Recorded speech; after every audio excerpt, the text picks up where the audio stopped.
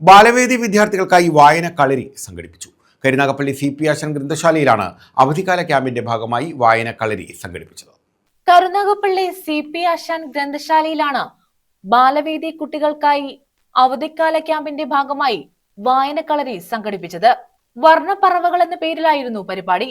Karunagappally boys higher secondary സ്കൂളിൽ നടന്ന പരിപാടി taluk library council secretary V. Vijayakumar ഉദ്ഘാടനം ചെയ്തു.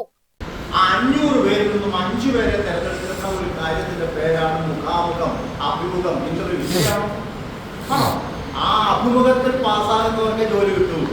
അങ്ങനെ അഭിമുഖത്തിൽ പാസ്സാകണമെങ്കിൽ നിങ്ങൾക്ക് ആരെങ്കിലും ഒരാൾക്ക് ചോദ്യം ചോദിച്ചാൽ ശരിയാണെങ്കിലും തെറ്റാണെങ്കിലും എഴുന്നേറ്റ് നിന്ന് ഉത്തരം പറയാനുള്ള ധൈര്യം ഉണ്ടാക്കുക എന്നതാണ് ഈ നമ്മളെ ഒത്തുകൂടിയിരിക്കുന്ന പ്രധാനപ്പെട്ട കാര്യങ്ങളൊന്നുമില്ല. ഞങ്ങളുടെയൊക്കെ കാലത്തേക്കാൾ അങ്ങേറ്റം അറിവുള്ളവരാണ് നിങ്ങൾ. ഞങ്ങളുടെ കാലത്തേക്കാൾ ഇപ്പോൾ ഉദാഹരണമായിട്ട് ഞങ്ങളുടെ സുഹൃത്താണ് റസീല ടീച്ചറുടെ കാലത്ത് 1ാം ക്ലാസ്സിൽ പഠിക്കുന്ന ഒരു ചെക്കനുണ്ടാവുള്ളൂ. ചെക്കൻ്റെ പേര് ഇഷാൻ എന്നാണ്. ഞങ്ങൾ അവനെ ഇച്ചു എന്നാണ് വിളിക്കുന്നത്.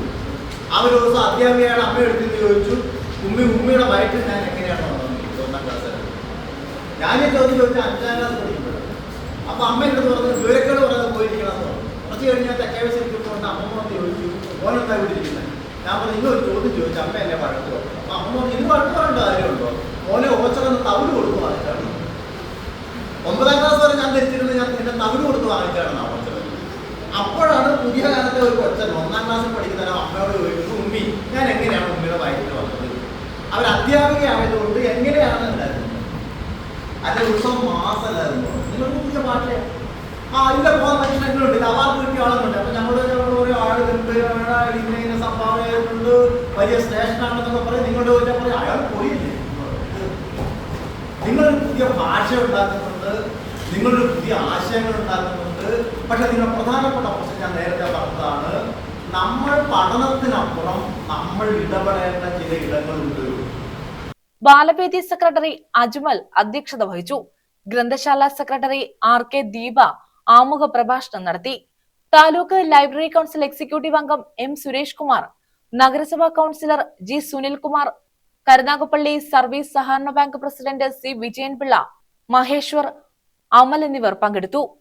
വൈക്കം മുഹമ്മദ് ബഷീറിന്റെ കഥാലോകം എന്ന വിഷയത്തിൽ S. സന്ദീപ് ലാലും, കഥ, കവിത, അഭിനയം എന്ന വിഷയത്തിൽ മാളവിക മാധവും, ആട്ടവും പാട്ടും എന്ന വിഷയത്തിൽ മനോജ് പുത്തൂരും ക്ലാസുകൾ എടുത്തു.